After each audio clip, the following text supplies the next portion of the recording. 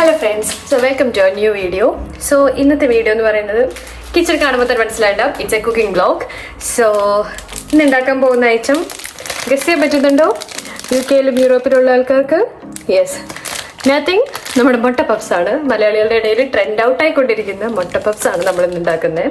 അപ്പം ഞാൻ ഇതിൻ്റെ ഷീറ്റ് വാങ്ങിയത് ഇവിടെ ലിഡിലിനാണ് വാങ്ങിയത്. ലിഡിലാണ് ഈ സാധനം കിട്ടുക കേട്ടോ. ഞാൻ വേറെ കുറേ സ്ഥലത്ത് തപ്പി, എനിക്കൊന്നും സെയിൻസ്ബറീസിലും കിട്ടും, ബാക്കിയുള്ളവരെ എനിക്ക് മനസ്സിലായില്ല, ചിലപ്പോൾ നോക്കിയിട്ട് കാണാത്തവരായിരിക്കും. സോ ഇത് ഞാൻ ലിഡിലിനാണ് വാങ്ങിയത്. അപ്പം ഞാനിവിടെ ഓൾറെഡി മുട്ടയൊക്കെ പുഴുങ്ങി വെച്ചിട്ടുണ്ട്, പഫ്സിൻ്റെ ഉള്ള ഗ്രേവി റെഡിയാക്കി വെച്ചിട്ടുണ്ട്. അപ്പോൾ ആ ഗ്രേവി എങ്ങനെ ഉണ്ടാക്കിയെന്നുള്ള വീഡിയോ ഞാൻ ഷോർട്ടായിട്ട് കുറച്ച് സ്പീഡിലിട്ട് കാണിച്ചു തരാം. ആൻഡ് നമുക്ക് സ്റ്റാർട്ട് ചെയ്യാം അല്ലേ. അപ്പോൾ ഞാനിപ്പോൾ കാണിച്ചിരിക്കുന്നത് നമുക്കൊരു 8 മുട്ട പപ്സ് ഉണ്ടാക്കാനുള്ള ഒരു ഗ്രേവിക്ക് വേണ്ടി കറക്റ്റായിരുന്നു ആ ക്വാണ്ടിറ്റി. സോ 2 സവാള, 1 തക്കാളി, 1 പച്ചമുളക്, പിന്നെ ഒരു ചെറിയ കഷ്ണം ഇഞ്ചിയും ആൻഡ് വെളുത്തുള്ളി, ഇത്രയാണ് എടുത്ത്. ആൻഡ് അതെല്ലാം അരിഞ്ഞ് റെഡിയാക്കി വെച്ചു. ഇഞ്ചിയും വെളുത്തുള്ളിയും പേസ്റ്റ് ആക്കുക ചെയ്തേ. പാത്രം വെച്ചു, എണ്ണ ചൂടായി കഴിഞ്ഞപ്പോൾ കടുക് മൂപ്പിച്ച് നമ്മൾ ചതച്ച് വെച്ച ഇഞ്ചിയും വെളുത്തുള്ളിയും കൂടെ ഞാൻ പച്ചമുളകും ഇട്ട് ചതച്ചിരുന്നു. ആൻഡ് കറിവേപ്പിലയും ഇട്ടു. ഇഞ്ചി വെളുത്തുള്ളിയുടെ പച്ചമണം മാറുന്നവരെ ജസ്റ്റ് ഒന്നൊരു ഫ്യൂ സെക്കൻഡ്സ് സോട്ട് ചെയ്തിട്ട് നമ്മൾ നേരെ അരിഞ്ഞു വെച്ച സവോള ആഡ് ചെയ്യാണ്.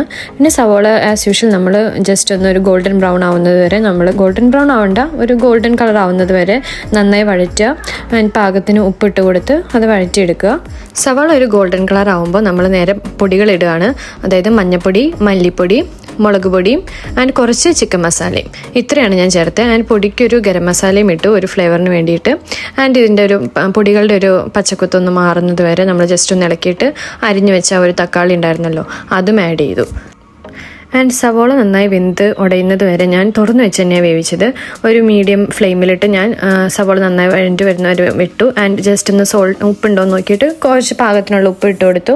പിന്നെ ജസ്റ്റ് ഒരു ചെറിയൊരു ഫ്ലേവറിന് വേണ്ടി ഞാൻ കുറച്ച് പഞ്ചസാരയും കൂടെ ആഡ് ചെയ്തു. ലൈക്ക് ഒരു ചെറിയൊരു ടീസ്പൂൺ പഞ്ചസാരയും കൂടെ ആഡ് ചെയ്തു. സോ നമ്മുടെ ഗ്രേവി റെഡി ആയിട്ടുണ്ട്. ഇനി ഞാൻ ഫ്ലെയിം ഓഫ് ചെയ്ത് അത് ജസ്റ്റ് സൈഡിലോട്ട് മാറ്റി വെച്ചു. എൻ്റെ ചൂട് നന്നായിട്ട് ആറിയിട്ട് വേണം നമുക്ക് അടുത്ത പ്രിപ്പറേഷൻ സ്റ്റാർട്ട് ചെയ്യാൻ. ഇത് ലാസ്റ്റ് ചെയ്യാനുള്ള സംഭവമാണ്, പറഞ്ഞുതരാം. ആൻഡ് ഗ്രേവി ചൂടാറിയിട്ടുണ്ട് ഉണ്ടാക്കിയിട്ട്. അപ്പോൾ അതെല്ലാം റെഡി ആയി കഴിഞ്ഞു. സോ മുട്ട നമുക്ക് ഹാഫായി കട്ട് ചെയ്യാം. അയ്യോ, മുട്ട ഇത്തിരി ചെറുതായിപ്പോയെന്ന് തോന്നുന്നു. സാരല്ല അമ്മേ, മുട്ട മര്യാദയ്ക്ക് വെക്കുന്നില്ലല്ലോ, കൈമുറിയുമോ? യെസ്.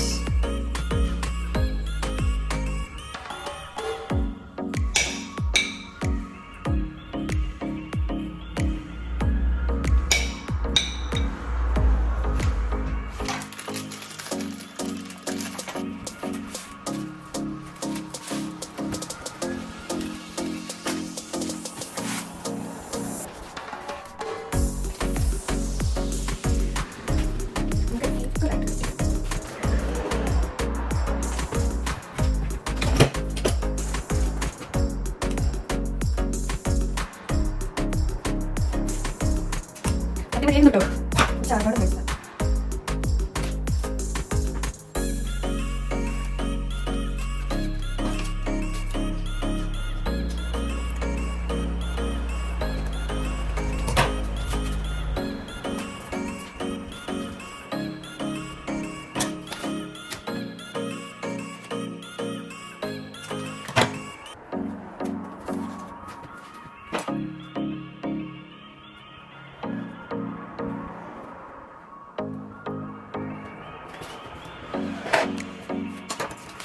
സോറി കേട്ടോ, എൻ്റെ ഫോണിലെ സ്റ്റോറേജ് ഫില്ലായിപ്പോയി, അതുകൊണ്ട് എനിക്കിതിന് മുന്നുള്ള പോർഷൻ എടുക്കാൻ പറ്റിയില്ല. സോ ഞാനിപ്പോൾ ജസ്റ്റ് ഒരെണ്ണം ഓപ്പൺ ചെയ്ത് കാണിച്ചു തരാം എങ്ങനെയാണ് ഞാൻ ഇതിങ്ങനെ റോൾ ചെയ്തതെന്നുള്ളത്. സോ ഞാൻ ജസ്റ്റ് നമ്മൾ ആ കട്ട് ചെയ്ത പീസിൽ ഒരു സ്പൂൺ ഗ്രേവി വെച്ചു. ആൻഡ് ഒരു മുട്ടയുടെ ഹാഫ് നമ്മളിങ്ങനെ കമഴ്ത്തി വെച്ചിട്ട് 4 കോർണറും തമ്മിൽ കൂട്ടി ഒട്ടിച്ച് വയ്ക്കുക. ജസ്റ്റ് ഇങ്ങനെ ഒന്ന് ഞെക്കി കൊടുത്ത് ജസ്റ്റ് ആ സൈഡ് കോർണർ ഒഴികെ ബാക്കി എല്ലാ ഭാഗവും ഒട്ടിച്ചു കൊടുക്കുക. അപ്പോൾ ഒരു ചെറിയ ഗ്യാപ്പ് വേണം, ഇല്ലാന്നുണ്ടെങ്കിൽ അത് ഉള്ളിലോട്ടൊക്കെ ഒന്നും മര്യാദയ്ക്ക് കുക്കാവത്തില്ല. ആൻഡ് ഞാൻ ആദ്യം കാണിച്ചു തന്നിരുന്ന പോലെ ഈ മുട്ട എന്തിനാണെന്നുള്ളത് ഇപ്പം മനസ്സിലായി കാണുമായിരിക്കുമല്ലോ അല്ലേ. യെസ്, നമുക്ക് ആ ഒരു ഗ്ലേസിങ് കിട്ടാനും ആ ഒരു എഫക്റ്റ് കിട്ടാനും വേണ്ടിയിട്ടാണ് നമ്മൾ ഈ ഒരു മുട്ട വെച്ചിട്ട് ജസ്റ്റ് ഇങ്ങനെ ഒന്ന് ഇത് കൊടുക്കുന്നത്. ലൈക്ക് നല്ലൊരു ക്രിസ്പിനെസ്സും ഒരു നല്ലൊരു തിളക്കവും ഉണ്ടാവും. ലൈക്ക് ആ പഫ്സിൻ്റെ ആ ഒരു ഇത് കിട്ടാൻ. ലൈക്ക് ബട്ടർ യൂസ് ചെയ്യുന്നവരുണ്ട്, പക്ഷേ ഇത് കുറച്ചുകൂടെ നല്ലതാണ്. ആൻഡ് ഞാൻ ഇത് എയർ ഫ്രയറിലോട്ട് വെച്ചു. ടൈം ഞാൻ സെറ്റ് ചെയ്തത് 18 മിനിറ്റ്സാണ് ഞാൻ വെച്ചത്. എനിക്ക് തോന്നുന്നു അത് ഓക്കെ ആയിരുന്നു ആക്ച്വലി. സോ 18 മിനിറ്റ്സ് കൊണ്ട് അത് കറക്റ്റ് സെറ്റായിട്ട് വന്നു. ഞാൻ ഇത് സ്പീഡിലിട്ടിട്ട് കാണിക്കുന്നുണ്ട്, നിങ്ങൾക്ക് ഏകദേശം മനസ്സിലാവുമായിരിക്കും. ആൻഡ് ഓൾമോസ്റ്റ് സക്സസ്ഫുൾ ആയിരുന്നു. എയർ ഫ്രയറിൽ കുക്ക് ചെയ്തിട്ട് അടിപൊളിയായിട്ട് വന്നു. ഇത് നിങ്ങൾക്ക് കാണാം, പഫ്സ് കറക്റ്റ് നല്ല ഗ്ലേസിങ്ങും അതിൻ്റെ കാര്യങ്ങളെല്ലാം ഉണ്ട്. അപ്പോൾ ഞാൻ എൻ്റെ പഫ്സ് ട്രൈ ചെയ്യാൻ പോവാണ്.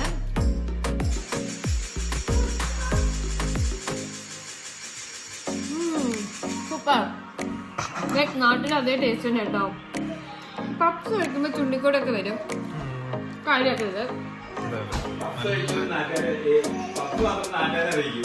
അപ്പോൾ നമ്മുടെ കുക്കിംഗ് വ്ലോഗ് വൈൻഡപ്പ് ചെയ്യാൻ ടൈമായി. എല്ലാവർക്കും ഇഷ്ടപ്പെട്ടാണെന്ന് വിചാരിക്കുന്നു. ആക്ച്വലി പഫ്സ് റോൾ ഉള്ളതുകൊണ്ട് എന്ത് എളുപ്പം നോക്കിയില്ലേ.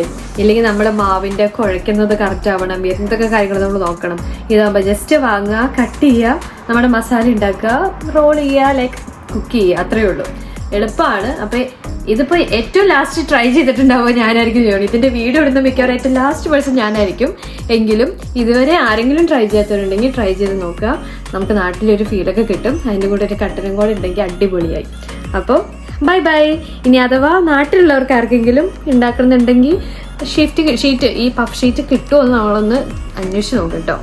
ഇനി അല്ലാന്നുണ്ടെങ്കിൽ ഇതുപോലെ UK-ലൊക്കെ ഉള്ള നിങ്ങളുടെ കസിൻസോ ഫ്രണ്ട്സിനൊക്കെ ഷെയർ ചെയ്ത് കൊടുക്കുക. Okay, bye bye.